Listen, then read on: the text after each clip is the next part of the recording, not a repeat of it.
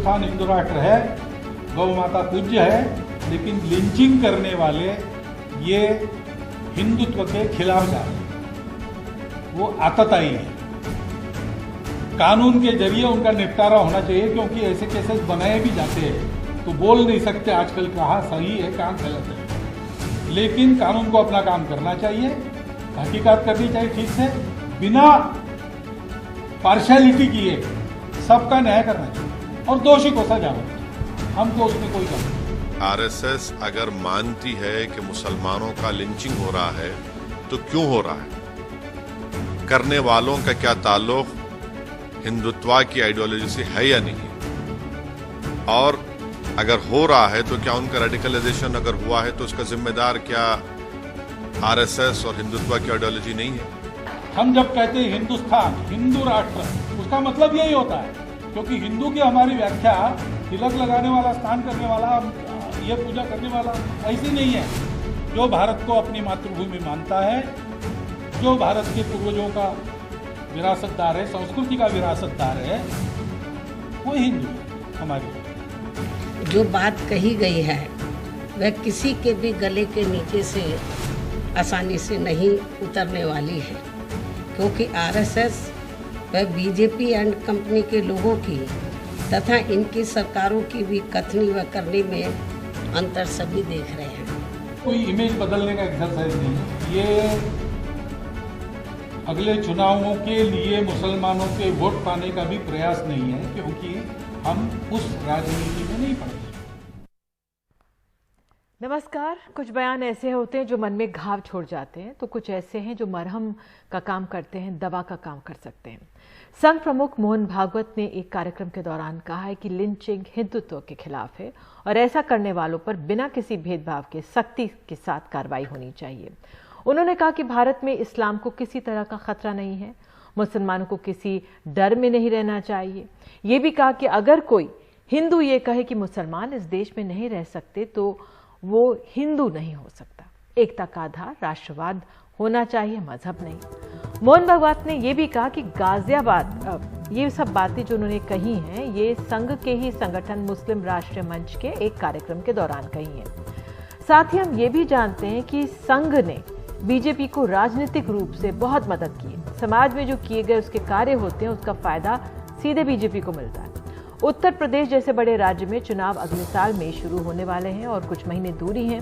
ऐसे में यूपी की 403 विधानसभा सीटों में से 137 सीटों पर मुस्लिम वोटर का असर है और 47 सीटों में तो उनका वोट जीत ही दर्ज कराता है। इन सीटों पर मुस्लिम आबादी है वो करीब 30% है। बावजूद इसके 2017 में 20 मुस्लिम विधायक चुने गए, जबकि 2012 में 67 विधायक चुने गए थे, यानी बीजेपी को भी इनके वोट मिलते रहे। लेकिन संघ की चिंताएं उत्तर प्रदेश को लेकर निराधार नहीं है। राष्ट्रीय मानवाधिकार आयोग की रिपोर्ट के अनुसार अल्पसंख्यक और अनुसूचित समाज के प्रति हिंसा या घृणा अपराध, हेट क्राइम जिसे कहा जाता है, के मामले ज्यादा उत्तर प्रदेश से आए। 2016 से 19 जून तक के देश भर में जो उत्पीड़न के इन समाजों के मामले 43% यहीं पे हुए। देश भर से अगर 2008 मामले सामने आए लिंचिंग के, तो 869 लिंचिंग के मामले उत्तर प्रदेश से थे।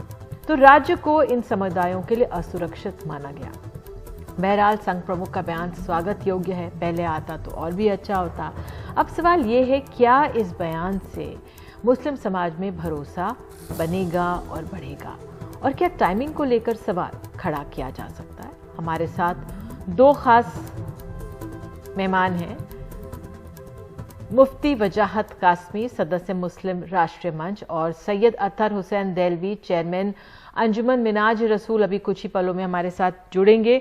लेकिन पहले जो हमारे साथ सामने यहाँ पर वजाहत साहब मौजूद हैं, मैं उन्हीं से पूछना चाहूँगी, मुफ्ती का वजाहत कासमी साहब, की जो संघ प्रमुख का ये बयान आया है जाहिर तौर पर बहुत अहम है, इसका असर क्या होगा इस बयान का मुस्लिम समाज पर? हाँ, बिल्कुल सही सवाल आपने किया है। पहले से भी मैं आपको याद दिला दूं कि संघ पहले से भी हमेशा से इस तरह मैसेज देता रहा है, और माननीय इंद्रेश कुमार जी जो मुस्लिम राष्ट्रीय मंच के सरपरस्त हैं, चीफ पैटर्न हैं, मार्गदर्शक हैं, पूरे मुल्क में उन्होंने इस मैसेज को हमेशा दिया है और मुसलमानों ने उसको तस्लीम किया है, उसका इस्तिकबाल किया है। और ये कोई भागवत जी ने पहली बार ऐसी बात नहीं कही, हमेशा से मुल्क को लेकर और मुल्क के मुसलमानों को लेकर एक अच्छा मैसेज जो है वो भागवत जी की तरफ से आता रहा। आपने इंद्रेश जी की बात की और मैं जानती हूँ बजाज जी, मैं जानती हूँ कि इंद्रेश जी ने उत्तर प्रदेश में बहुत काम किया है और हाल के दिनों में जो राज्य सरकार के काम की समीक्षा है वो एक तरह से इंद्रेश जी उस कमेटी में भी थे और उनकी चिंताएं भी हैं और वो वहां पे गए। तो जाहिर तौर पर अगर आपने इंद्रेश जी का नाम लिया है तो उनका ये फीडबैक है कि ऐसा बयान जरूरी था भागवत जी की तरफ से। देखिए, मैं जब बात चली ही गई है तो मैं आपको बता दूं, अर्ज कर दूं कि माननीय इंद्रेश कुमार जी ने मुस्लिम समाज में सैकड़ों सालों से चली हुई आ रही बुराइयों पर मुस्लिम राष्ट्रीय मंच के माध्यम से बहुत बड़े बड़े काम किए हैं, चाहे वो ट्रिपल तलाक का मैटर रहा हो या औरतों पर जुल्म, यहाँ तक के बेवाओं को वजीफा देने की बात रही हो, अनाज बैंक की बात रही हो। अगरचे सबके लिए होता है, लेकिन स्पेशली उन्होंने मुस्लिम महिलाओं के लिए बहुत कुछ करने की कोशिश की है और हमने माननीय इंद्रेश कुमार जी से बहुत कुछ सीखा है, बहुत करीब से देखा है कि कितनी फिक्र के साथ और कितनी वो मेहनत के साथ और लगन के साथ। नहीं है, इसमें कोई दो राय नहीं है कि महिलाओं के लिए काम किया, लेकिन जो लिंचिंग के मामले वाकयात आए उत्तर प्रदेश से, उसने सब तमाम कार्यों पर एक तरह से धो दिया, उनको बेअसर कर दिया। क्या ये आंकलन है? मैं एक बात यहां पर अर्ज करना चाहूंगा आपसे जी कि लिंचिंग को लेकर के मुसलमान, देखो मुझे इसको एक्सेप्ट करने में ना कोई शर्म की बात नहीं है मेरी बहन, कि हमारे मुसलमान भाइयों ने भी उसमें और हमारी खासतौर से तंजीमों ने बड़ा झूठ बोला है। जैसा कि मेवात में अभी एक बच्चे का वो मर्डर हुआ था, बाकायदा मर्डर था वो, और उनकी आपस में पहले से चली हुई आ रही थी, लेकिन मुसलमान और मुस्लिम तंजीमों ने उसको लिंचिंग करार दिया और उसको भी आरएसएस और बजरंग दल से जोड़ दिया। हमारी मुस्लिम संगठनों में मानवाधिकार आयोग की रिपोर्ट की बात कर रही हूँ, मैं किसी और उसकी बात नहीं कर रही हूँ। मैं राष्ट्रीय मानवाधिकार आयोग की रिपोर्ट के आंकड़े आपके सामने दिए हैं और बहुत स्वागत योग्य है भागवत जी का जो बयान है। अगर ये बयान पहले आता तो और भी इसका फायदा मिल सकता था और प्रदेश में भी फायदा होता। अतर दहलवी भी हमारे साथ जुड़ गए हैं। मैं आपसे सैयद अतर दहलवी, ये चेयरमैन हैं अंजुमन मिनहाज रसूल के, जो भागवत जी का बयान आया है उसका क्या असर आप आंकलन कर रहे हैं उसका होगा?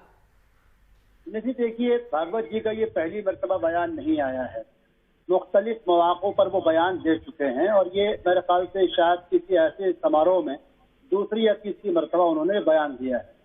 वो हमेशा कहते हैं हम सबका डीएनए एक है, हमने भी कभी इनकार नहीं करा कि डीएनए सबका एक है।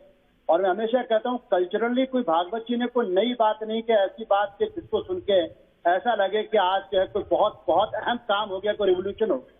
मौलाना अबुल कलाम आजाद का 1946 का रेजोल्यूशन है कि कल्चरली मैं इंडियन हूँ और निधि आपकी तरह मुझको भी पूरी तरीके से भारत के कल्चर, सभ्यता और संस्कृति से पूरा वाकिफ, और वो मेरे डीएनए के अंदर है, उसको मुझसे कोई नहीं छीन सकता।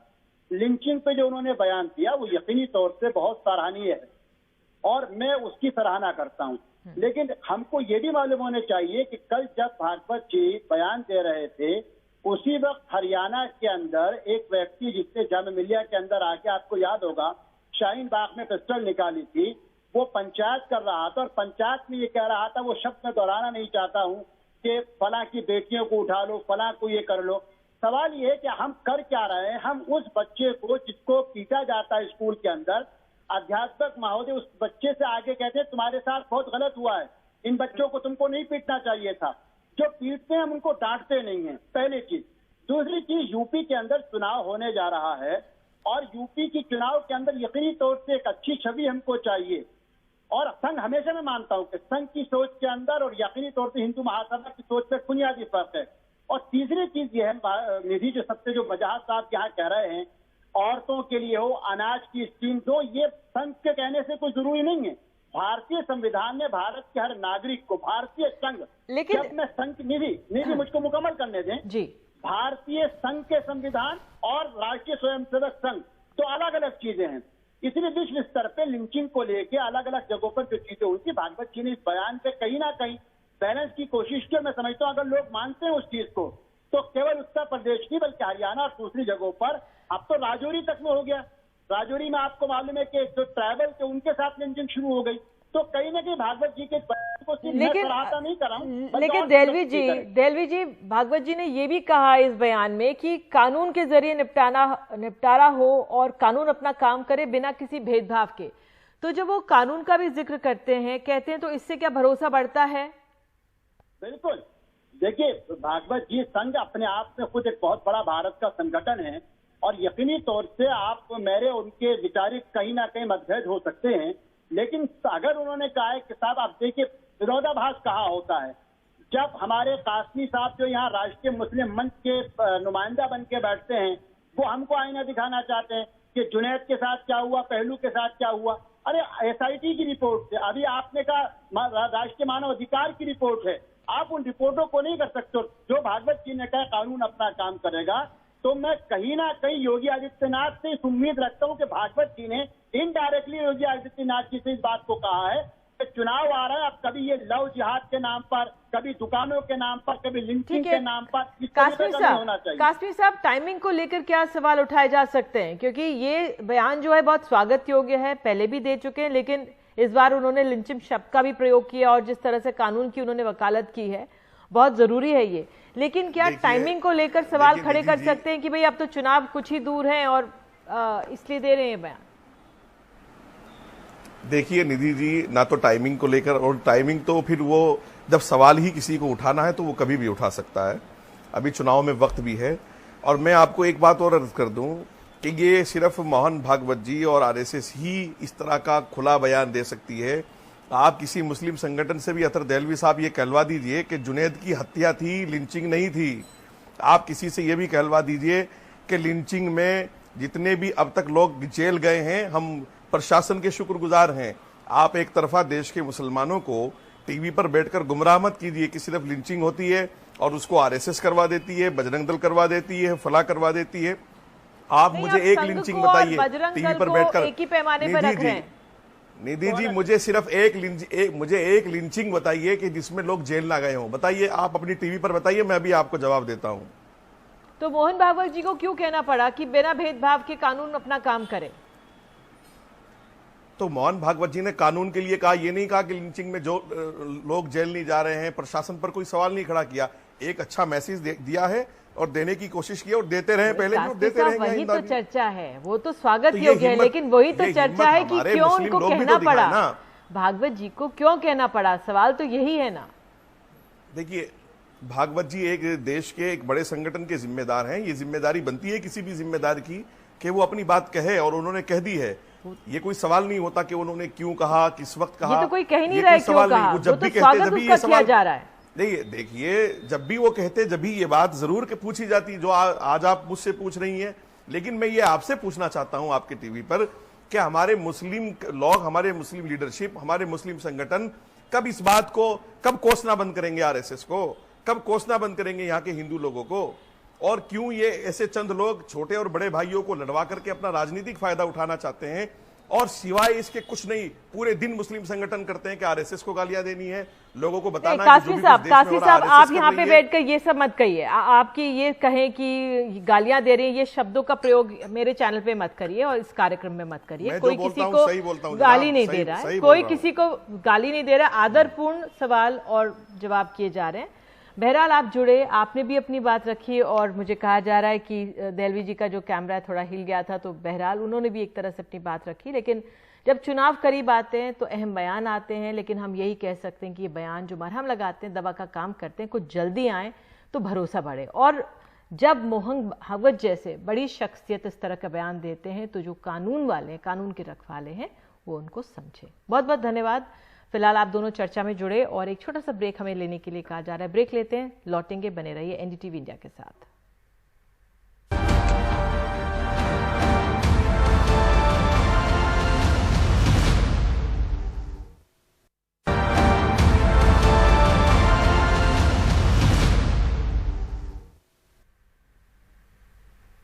आज आरजेडी यानी राष्ट्रीय जनता दल की स्थापना के 25 साल पूरे हो गए और इस दौरान जब कार्यक्रम हुआ तो बड़े दिनों बाद लालू प्रसाद यादव किसी सार्वजनिक कार्यक्रम में नजर आए। वो थोड़ा बीमार जरूर दिख रहे थे लेकिन तेवर पहले की तरह ही दिखे।